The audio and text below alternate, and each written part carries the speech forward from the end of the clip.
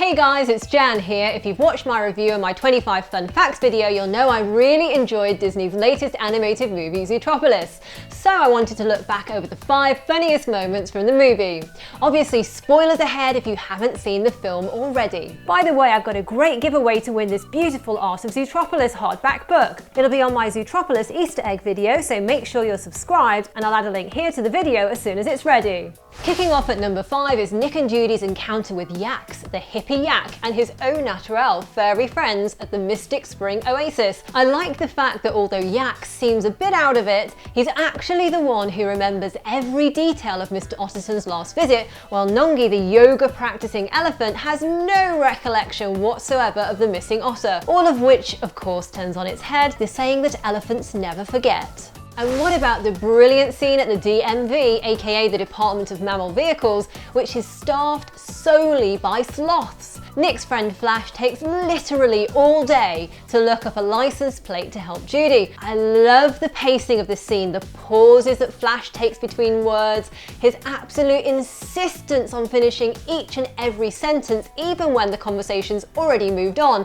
and the way he reacts to Nick's joke, a smile spreading super slowly across his face and his eyes until he's actually laughing. Oh, and of course it's funny to watch the change in Judy's reactions as she goes from positively perky at the start to full-on frustrated by the end. And I just love the way Nick sort of glances at her from the side, a half smirk on his face, because he knows exactly how this is going to go down. I absolutely adore the whole elephant ice cream parlor scam that Nick pulls. It's just such a beautifully thought out and animated sequence of events with loads of great jokes throughout. You've got Nick and his supposed elephant-loving son who pull a fast one on an unwitting Judy, getting her to pay for their jumbo popsicle. Then they melt that jumbo pop on a rooftop and pour the liquid into tracks left by Finnick's paws in Tundratown snow, which creates porsicles, which they sell to a bunch of suit-wearing banker lemmings, who then throw the sticks into a recycling bin where Finnick collects them, only for Nick to sell the sticks as redwood to a bunch of tiny rodents. It's such a genius way to introduce the character of scam artist Fox Nick and to have him cross paths with the by-the-book, hard-working cop Judy. At number 2 is a chase scene through Little Rodentia. This bit of the film is full of wonderful sight gags and cleverly draws on a mix of monster movies like Godzilla and sci-fi flicks like Attack of the 50-Foot Woman, as we see Judy pursuing the thief Duke Weaselton through this tiny part of town.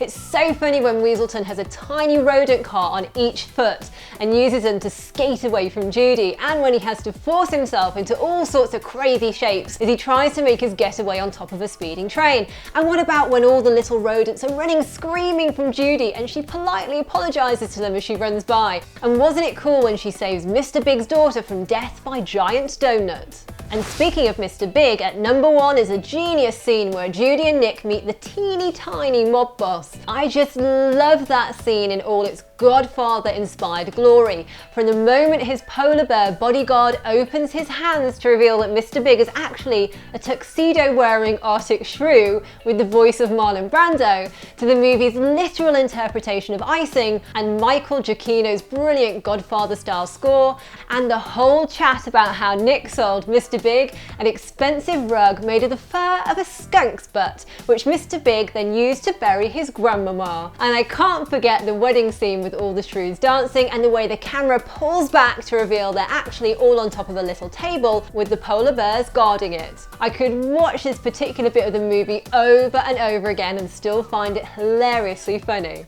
Okay, what are your favourite moments from Zootropolis, and which bits made you really laugh out loud the most? I can't wait to find out in the comments below.